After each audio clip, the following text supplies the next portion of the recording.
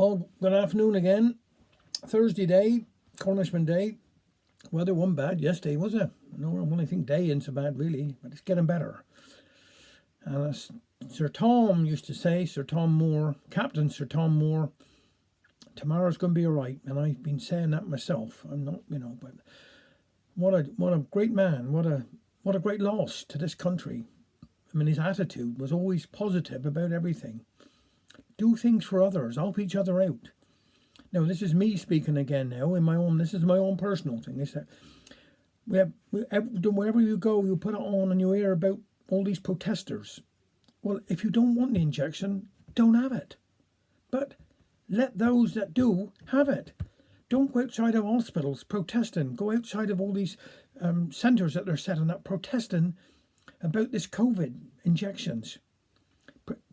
Sir Tom and my father and lots of millions of others' fathers fought for our country so that we're a democracy. We can free speech. Marvellous. No problem with that. But those, don't stand in the way of people that want to have this injection and what else. I've had my first one and I'm waiting to have my second one. So nothing wrong with free speech. Fantastic. But in the right place. Now, what there's so much being said about Sir Tom. What an absolute to think that, what he went through, say from 20, he had to go to war and all. And, we've come through it. And up to the day he died. Positive all the way through. So my heart goes out to his family and everybody else around and all those that have died. And it's like we say about with the nurses and the doctors and all. We should never forget. We should never forget. So today I'm just going to do a poem that's sent to me by one of my dear friends, Peter Sampson. He picked it up from something, but I just want to read. It's about Sir Tom, and I hope you don't mind. But it says, "Stand down, soldier. Your mission is done. The danger is over. There's no need to run. You were trained well to obey each demand. So take this and heed this final command. Rest your body, close your eyes, as we weep the loss when a good soldier dies. Bask in peace that you can enjoy. Embrace it for us. Let it be our joy.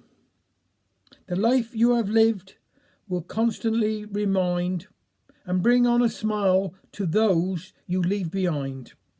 We thank you for your serving, your loyalty stood true, and hope someday we will meet up with you. We salute you, Sir Tom." And that really is the message that we should give today to a great man and to all those before and to all those that have passed away with this. We're in a war now, a war thing. It is an epidemic, but it's a world thing. We will get through it. It'll be okay.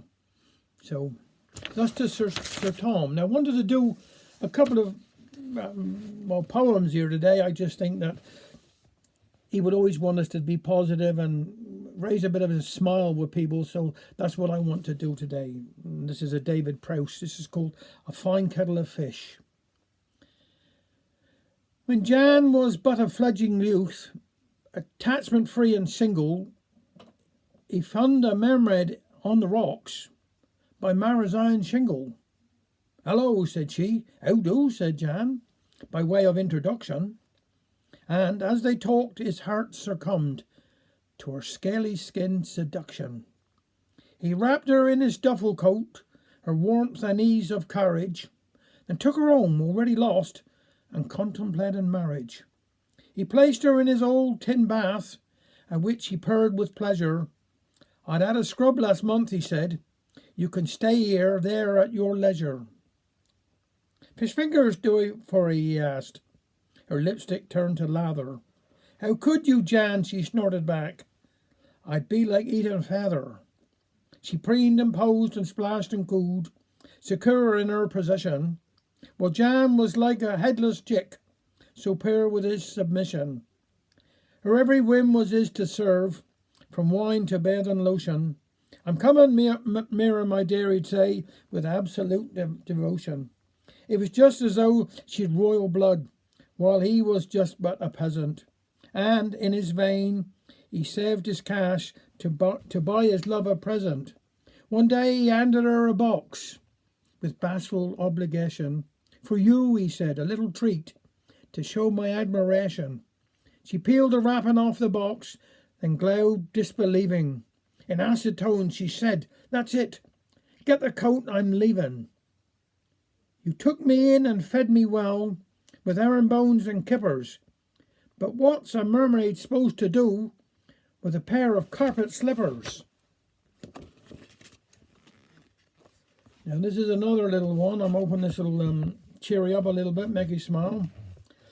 It was a quiet night out, and a man and his wife were fast asleep when there was an unexpected knock on the door. The man looked at his alarm clock. It was 3:30 in the morning. I'm not getting out of bed at this time, he thought, and rolled over. Then there was another louder knock. Aren't you going to answer that? Asked his wife irritably. So the man dragged himself out of bed and went downstairs. He opened the door to find a strange man standing outside. It didn't take the homeowner long to realise the man was totally drunk. All right, my handsome man, slurred the stranger. Can you give me a push? No, I'm sorry, I most certainly can't. It's 3:30 in the morning and I was in bed, said the man, and he slammed the front door. He went back up to his bed and told his wife what happened. Well, that's not very nice of you, she said. Remember that night we broke down in the pouring rain on the way back to pick up the kids from the babysitter, and you had to knock on that man's door to get us starting again. What would have happened if he had told us to get lost? But the man who just knocked on the door was as drunk as a perrin, replied her husband. Well, we can at least help him move his car somewhere safe and sorting out a taxi, said his wife. He needs our help. So down the husband go down again, got dressed and went downstairs. He opened the door. He couldn't see the stranger anywhere, so he shouted, Hey, do we still want to push? In answer, he heard a call say, Yes, please. So, unable to see the stranger, he shouted, Where are you? Where are you? Oh, I'm over here, my handsome, the stranger replied. On your swing. Thanks very much.